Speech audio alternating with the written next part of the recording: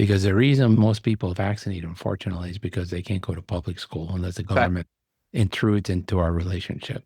That is true. You live by the sword, you die by the sword. Except in Ohio, where even though the government requires it, you can have a philosophical exemption and basically say, I don't believe in vaccines. I'm just not going to do it. And you can still go to school. Yeah. Yeah. You can't spare everybody. I mean, Curious, Chris.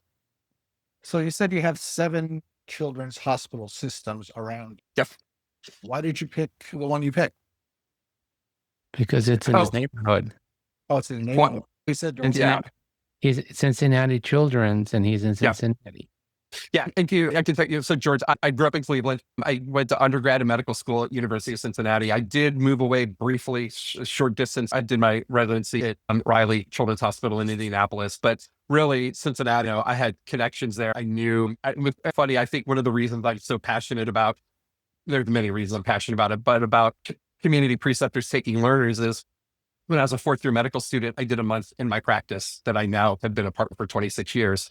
And had I not done that, I probably wouldn't have gotten this. I mean, they knew me. I spent a month with them, and I knew the practice, and I knew this was the kind of practice I wanted to be in. And so it worked well. And my wife and I moved back to Cincinnati. Yeah. And then we have Cincinnati Children's. And so that's why our CI is with Cincinnati Children's.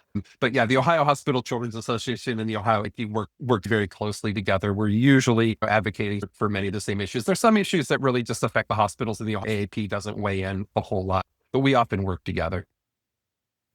I have bad experiences with Indiana, so I'm so sorry you spent 3 years at Riley. But actually 4, because I was a chief. My God. You're scarred for life. And you moved on, in the way of saying things, and you're taking roles at the national level, the AP National. What are you doing there, and why are you doing it? Actually was doing them concurrently. So while I was also doing things with the Ohio AP, I had some involvement with national. Obviously, when you're a chapter president or a vice president, you're highly integrated with national, right?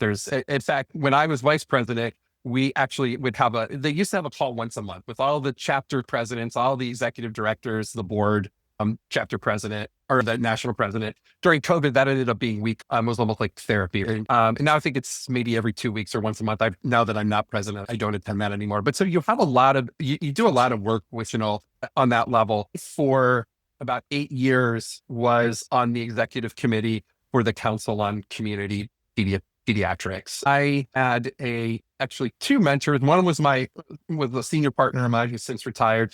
The other one, a retired pediatrician in Columbus, who is our advocacy chair, has been involved with the Ohio AP for a very long time.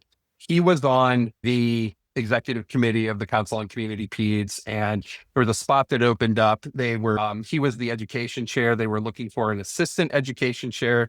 It's like, you would be perfect for this. You should throw your name in it. I ended up getting it. So we created all of the education programs for the council. So we would do the Section H program that you do at NCE every year. We would do other education webinars throughout the year. And then when he rode off, I ended up getting voted on to the executive committee, and I took her as education chair. I did that for about 6 years. For me, it was a combination of 2 things that I really love: community pediatrics, as well as medical education, right? So it was, again, a perfect opportunity for me. And COCP, they do amazing work. There's been a lot of things that have grown out of them. When I first joined the council, that was 10 years ago, there was a lot of work going on immigrant health. That sort of took off that they actually spun off, and they now have their own section. So, let's evolve over time.